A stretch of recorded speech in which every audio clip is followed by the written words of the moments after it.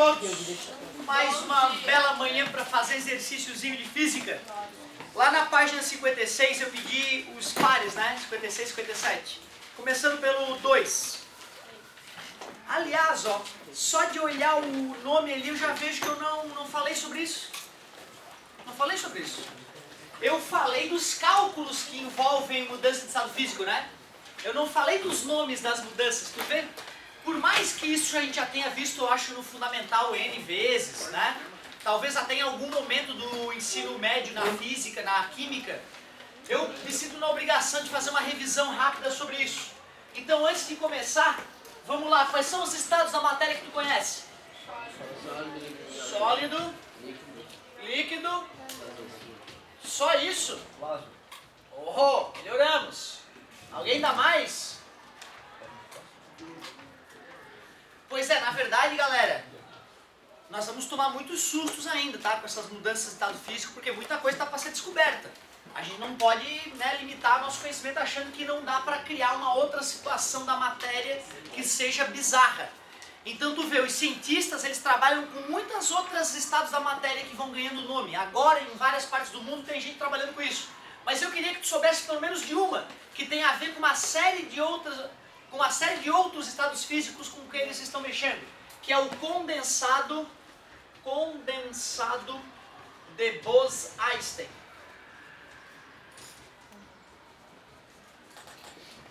Olha que bonitinho. Primeiro vamos começar ali com o sólido, líquido e gasoso.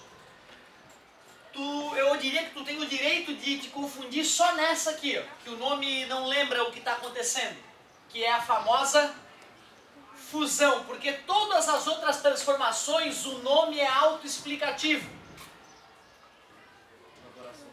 Vaporização é o nome geral, tá, galera? Dentro dessa vaporização vão ter outros nomes, como esse que a galera falou.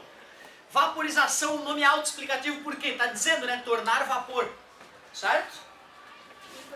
Isso. Liquefação.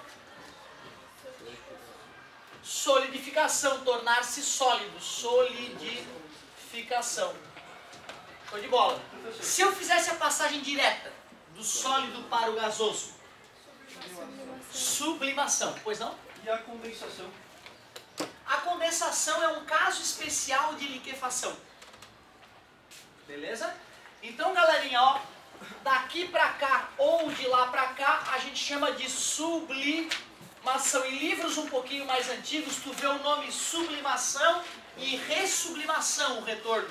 Só que há tempo eu já não vejo nos livros essa palavra ressublimação. Então, sublimar é passar diretamente do estado gasoso para o sólido ou do sólido para o gasoso. Na vaporização, é muito comum o vestibular cobrar os 3 tipos de vaporização clássicos que existem. Ebulição, o mais famoso talvez, ebulição. Evaporação. Evaporação, talvez o mais presente em nossas vidas. E calefação. Vaporização é tornar vapor, é passar do líquido para o gasoso. Se isso ocorre numa temperatura específica e de maneira rápida, a gente chama de ebulição. No caso da água, por exemplo, qual é a temperatura de ebulição? 100. Quando tu bota água a 100, ela toda começa a borbulhar. E se tu deixa um tempinho ali, a água vai acabar. Está passando rápido do estado líquido para o estado gasoso. É forçada, geralmente, alguém levou a água a entrar em ebulição, embora na natureza a água esteja em ebulição em algumas situações, né, como geysers, em outras situações, né, piscinas térmicas em que dependendo da situação pode ter água fervente saindo da piscina térmica, né, mas via de regra ela é forçada, ela ocorre numa temperatura específica para cada substância e ela é rápida. A evaporação, ela sempre ocorrerá abaixo da temperatura de ebulição. Ou seja, água a 90 graus, estou falando na pressão atmosférica, tá, gente? Água a 90 graus, ela está evaporando mais rapidamente que água a 30 graus, beleza? Não se esqueçam, em agora, em cada maldito poro teu, se tu pudesse filmar, tu ia ver um mini geyser soltando vaporzinho em cada poro da tua pele. A prova disso é só tu passar Rolopac ou né, alguma coisa impermeável no braço, deixar 5 minutos, tu tira, tá tudo babado já de suor, certo? Então prova que agora a evaporação está ocorrendo na tua pele. Por isso tem que tomar água, para repor essa água que tu perde pela pele. Beleza? Quando tu fica suado, tu só aumenta essa taxa, né? Beleza? E calefação. Fritou o ovo, clássico, em vez de esperar a frigideira esfriar, que é o correto, e depois lavar, a galera já taca água em cima, né? A água sai da torneira, sei lá, a 20, 30 graus, quando bate na superfície da frigideira a 120 ou 200 graus, em vez dela primeiro chegar a 100 para depois começar a borbulhar, ela vai instantaneamente do estado líquido para o estado gasoso. Até aquele barulhinho clássico, né? É o barulhinho da calefação.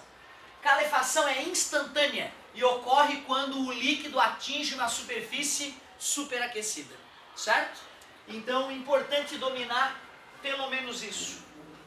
O amigo falou a condensação.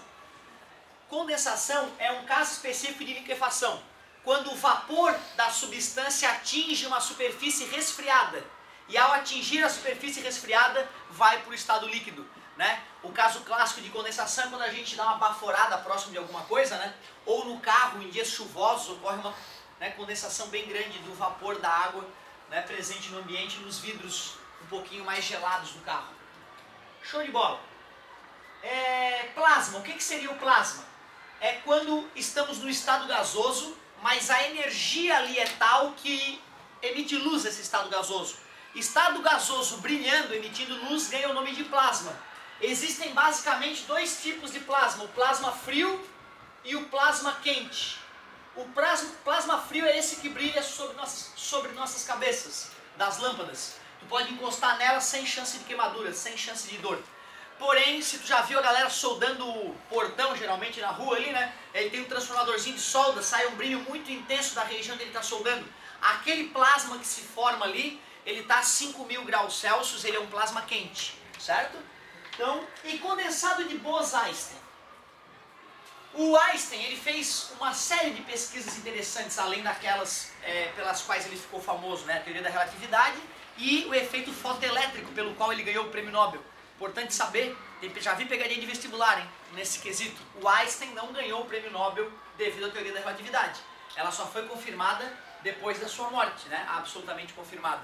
Mas ele ganhou o prêmio Nobel pelo efeito fotoelétrico. Efeito esse que permitiu a criação de sensores de presença, aquele que fica vermelhinho quando tu te mexe. Permitiu a criação de sensores que abrem as portas automaticamente para ti, que nem as do shopping, dos supermercados mais chiques da cidade, certo? Então uma série de coisas foram criadas a partir do efeito fotoelétrico. Muito obrigado. O Einstein, então, uma das pesquisas que ele começou a fazer foi com gases a baixa pressão e baixíssima temperatura, próximo da menor temperatura que existe, o zero absoluto, o menos 273 graus Celsius. Eles ficavam curiosos, o que será que acontece se a gente pegar algumas poucas moléculas de gás? Já estudamos gases esse ano? Ainda não, né? Nós vamos estudar gases. Sempre que eu falo de um gás eu faço para lembrar pra galera que as moléculas de gás estão soltas umas em relação às outras, que nem umas malucas. Só para ter uma noção do... Se a gente faz, lembra? 1 centímetro quadrado tosco na pele, em 1 segundo, mais de 1 bilhão, muito mais de 1 bilhão de moléculas de gás se chocou contra aquele 1 centímetro quadrado neste 1 segundo. Então agora, enquanto eu falava mais de 1 bilhão de moléculas de gás bateu nesta parte da minha pele. Essas moléculas estão com velocidades que vão de 2.000 km/h a 7.000 km/h. Agora, em volta de ti, cada parte do teu corpo sendo bombardeado por moléculas. É isso que gera a pressão atmosférica. Sem ela, teu corpo tenderia, né, a explodir, como nós já testamos com animaizinhos menores, arremessando eles ao vácuo, certo? Em nome da ciência, é óbvio. Galera, não se esqueçam, tá? Essas coisas que vocês passaram no rosto antes de vir pra cá, principalmente as meninas, né? Os meninos deveriam passar também, né? Principalmente protetor solar. Mas as meninas, né, passam às vezes uma maquiagenzinha. Isso tudo é testado em bichinho, tá? Às vezes o bichinho tem câncer de pele quando vai testar um produto novo, ou morre com uma alergia. Só pra tu não imaginar que a vida, ela tá do jeito que tá a troco do bem e do amor. Não, na verdade a crueldade geralmente às vezes impera na indústria, né? E o capitalismo, Eu sou fã do capitalismo, mas ele precisa ser regulado, porque algumas coisas mesmo a gente extrapola, né? Certo? Eu defendo a aplicação de medicamentos em animais antes de aplicar nos seres humanos, eu defendo isso, acho que é importante, é fundamental para o avanço da medicina, só que tem que ter regras, né? E tem que minimizar o sofrimento dos bichinhos, certo? Mas só pra gente não imaginar, né, que a gente às vezes consome um monte de coisa capitalista que está relacionado com sofrimento, ou desmatamento, ou uma porrada de coisa do mal, né? E às vezes a gente não se toca disso. Uma coisa que me chocou quando eu fiquei sabendo, eu não sabia que a Parmalat era da máfia italiana. Bandidos italianos criaram empresas de laticínios no Brasil para lavar dinheiro. Eu não sabia disso. Pô, Parmalat, porra, altas empresas, Parmalat patrocinou não sei quem, pô, legal, Parmalat, vou comprar Parmalat. E depois um dia eu fiquei sabendo, porra, a Parmalat é de Parma. É da máfia italiana. Bandidos italianos para lavar dinheiro começaram a ganhar dinheiro honestamente, entre aspas, com a Parmalat. Aí, claro, isso veio à tona, descobriram a lavagem de dinheiro, a Parmalat se arrombou, só que aí já era uma empresa constituída. Pessoas, pais de família ganhavam dinheiro na Parmalat para alimentar seus filhos. Aí, claro, né, não lembro se o governo italiano ou quem mais deu uma força tal e reestruturaram, acabaram com o caixa 2 da Parmalat, né? Eu digo assim porque a maioria das empresas grandes que a gente conhece, elas têm caixa 2, elas, né?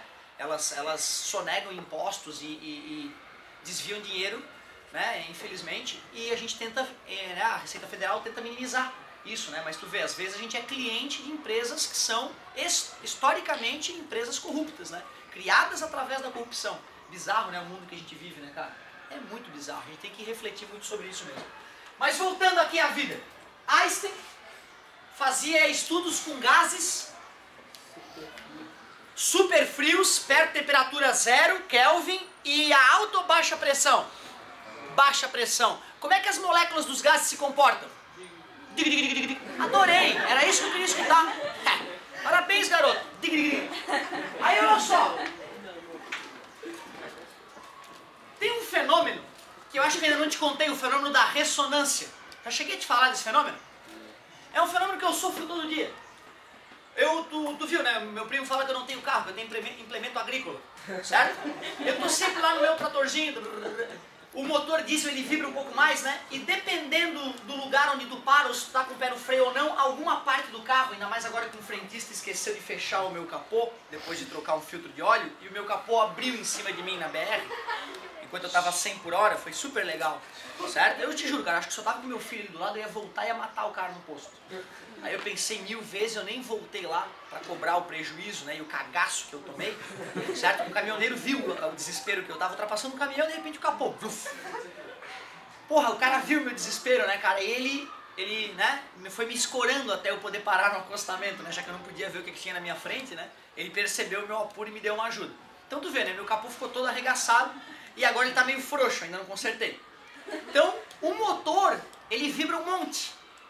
Ele vibra numa frequência que depende da frequência que eu acelero o carro. Pode vibrar pouquinho, ou... E o capô, agora que está quebrado, ele vibra mais do que antes. Se eu tô parado, às vezes, eu começo a escutar um barulho muito bonito. Eu percebo que o meu capô entrou em ré com o meu motor. Se eu acelero um pouquinho o motor, fazendo o motor vibrar mais rápido que o capô, sai a ressonância e o capô para de vibrar. Eu acho que no ônibus já percebeu isso. O cara do ônibus parou, a janela começa a vibrar. Ele dá uma aceleradinha, a janela para de vibrar. Que engraçado, né? Aumenta a vibração do motor, diminui a vibração da janela. Para tentar te explicar o que é o fenômeno da... Pensa o teu irmãozinho mais novo, tu empurrando ele no balanço. Se tu empurra o menino no ritmo certo, ele vai cada vez mais alto, concorda comigo?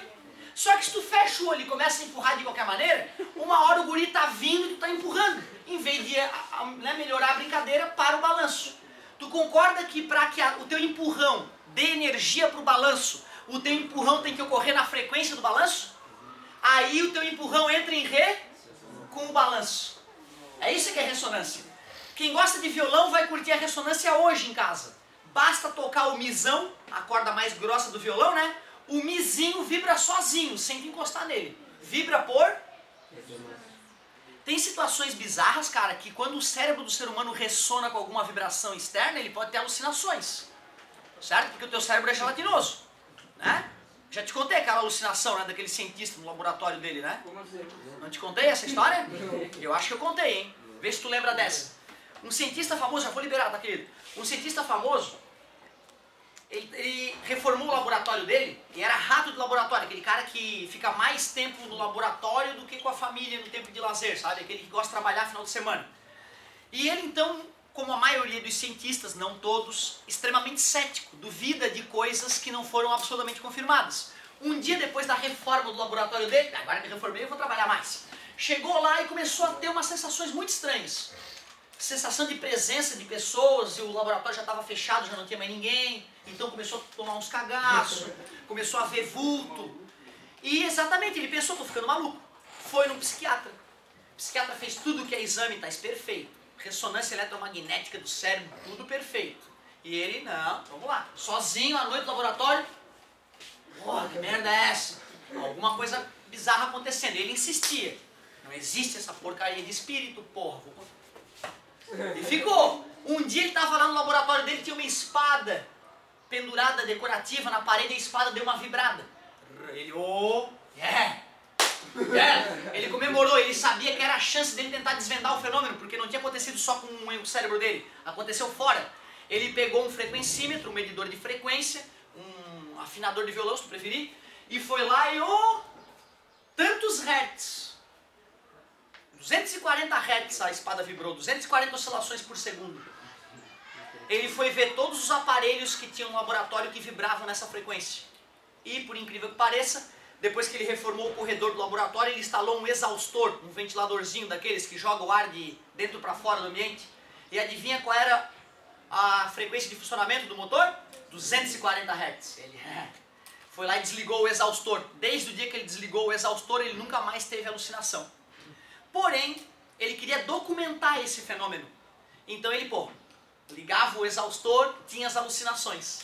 Isso quando ele estava sozinho, principalmente, porque mais pessoas no laboratório não fazia a onda de a onda que estava vibrando, a onda mecânica vibrando no corredor, não entrava em ressonância quando tinham mais pessoas. Mais ou menos como dá eco quando o ambiente está vazio, certo?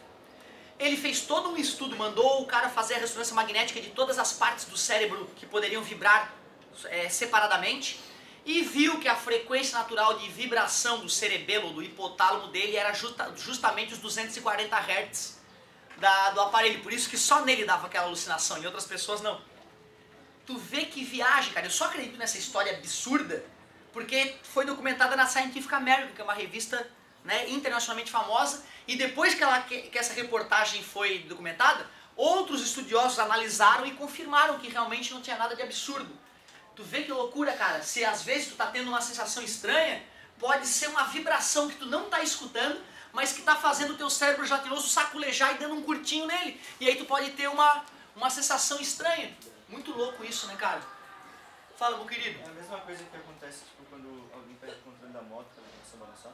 Poderia ser se o pneu, por exemplo, estiver descalibrado, desbalanceado, tu poderia numa certa velocidade fazer vibrar mais, né, e até perder o controle.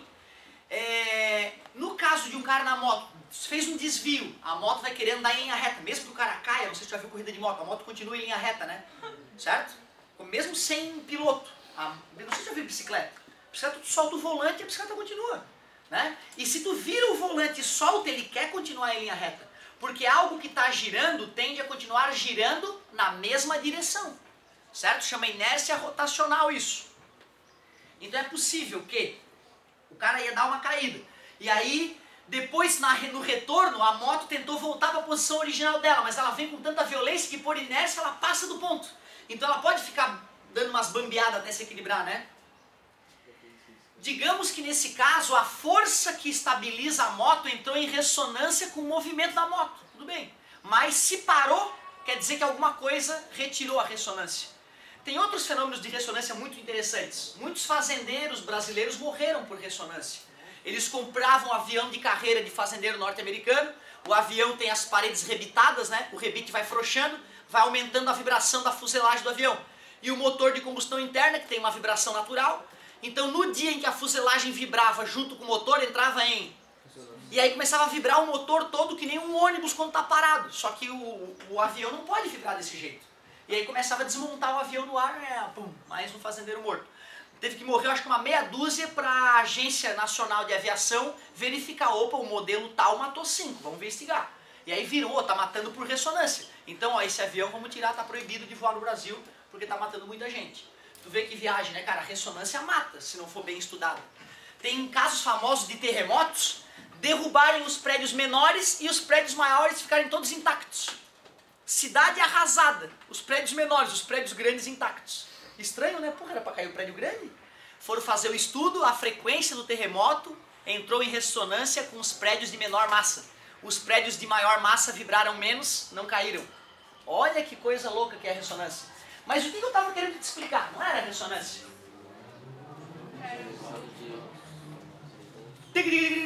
Gás a baixa pressão.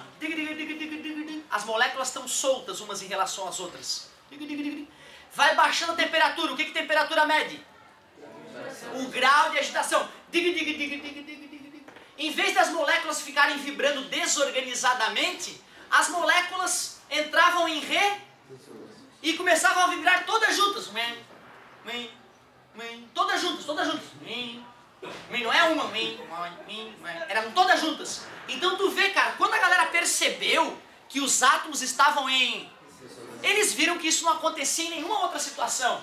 Temos que denominar um estado novo da matéria. É o 5º estado da matéria nascendo. Gás a baixa pressão e baixíssima temperatura, as moléculas tendem a entrar em... como se fosse uma única grande molécula. A nuvem gasosa fica vibrando em ressonância. Pô, então merece um nome especial mesmo, condensado de Bose-Einstein. Depois disso nós vimos que outras substâncias também podem exibir um comportamento parecido quando a baixa temperatura, certo? Eu lembro que quando eu dei essa aula, há 2 anos atrás eu dei essa aula para um terceirão, e a menina me mandou um e-mail no dia seguinte de um estado físico que os cientistas tinham descoberto, onde o alumínio, a alta temperatura e alta pressão, ficava transparente. Imagina uma placa metálica de alumínio, só que ela é transparente. Basta tu colocar na temperatura certa e na pressão certa. Show, né, cara? Tu imagina uma nave espacial blindada, só que transparente. Metálica, só que dá pra ver através do metal. Foda, né? Então, a gente precisa de muita gente aí, né, ajudando a ciência a evoluir. Por isso que a gente sempre tenta contaminar, né, com os bichinhos das exatas, algumas cabeças. E aqui eu tenho certeza que alguns vão para essa área. Fala, meu querido. Tem como identificar, tipo, aquele condensado de coisa? Dá pra ver o nu, assim? Não. Ótima pergunta, tá, cara? Eu preciso de uma série de equipamentos medindo a pressão, certo? Detectando a vibração infravermelho emitida pelas moléculas e, de repente, a frequência emitida... Porque, assim, ó, um átomo, ele tá toda hora cuspindo uma luz que eu não enxergo. Eu tô vendo a luz que sai da lâmpada, bate na pele de vocês e volta pro meu olho. Mas mesmo que não houvesse essa iluminação, tem um tipo de radiação que sai do teu corpo infra. Cada vez que o teu átomo vibra com a temperatura, ele cospe um fóton infravermelho. Então tu vê, vocês estão emitindo uma luz que não é essa que eu tô vendo, e que vem das entranhas de vocês. Nome da luz? Infravermelho. Beleza? Então, na verdade, cara, se eu analiso o infravermelho que vem de um corpo, eu percebo que ele não vem todo piscando junto, sabe? Como se os átomos estivessem vibrando juntos. O infravermelho que vem de uma pessoa, ele sofre pequenas variações. Um átomo emite um fóton aqui, outro ali, os teus átomos estão sacolejando, né, no mesmo ritmo, mas um vai para cima, outro vem para baixo. Se os átomos de uma pessoa entrassem em ressonância, eu analisando ela com um sensor infravermelho, eu veria como se o infravermelho dela piscasse. Ela emite um monte e para, emite e para. Então tu vê, eu não vejo a olho nu, eu detecto com equipamentos a radiação emitida por essa nuvem gasosa e vejo que essa radiação está piscando. A única explicação é que os átomos estão vibrando juntos para dar esse tipo de fenômeno. Certo? Muito boa a tua pergunta, garoto. Se eu faço assim, infravermelho fica vermelho? Claro! Naquela câmera, né? Ah, não, ó, cuidado. A câmera que mede, que pega a radiação infravermelha para compor uma imagem em luz visível para o ser humano poder detectar, o cara que fabricou a câmera escolheu que quando estivesse quente apareceria vermelho no visor e quando estivesse frio apareceria azul. Ele pode mudar a configuração e fazer o contrário. Quando é vermelho, quando fica quente fica azul, e quando é vermelho fica frio. É porque está frio. Mas desde tenra idade nós somos ensinados, né, que o vermelho remete ao calor e as cores azuis remetem ao frio. Então tu vê, aquilo que a gente vê já é algo computacional, já tem uma arte gráfica por trás, certo? Isso é importante também saber, né? Porém, se um objeto está emitindo infravermelho e eu vou aquecendo, uma hora ele começa a emitir vermelho também, luz vermelha. E a prova disso é o ferrinho do fogão. Ferrinho do fogão no dia do feijão, né? Se está um tempão lá o feijão cozinhando, tu olha lá, tá rubro. Antes ele só emitia infravermelho. A agitação molecular ficou com uma frequência do vermelho, começou a cuspir luz vermelha.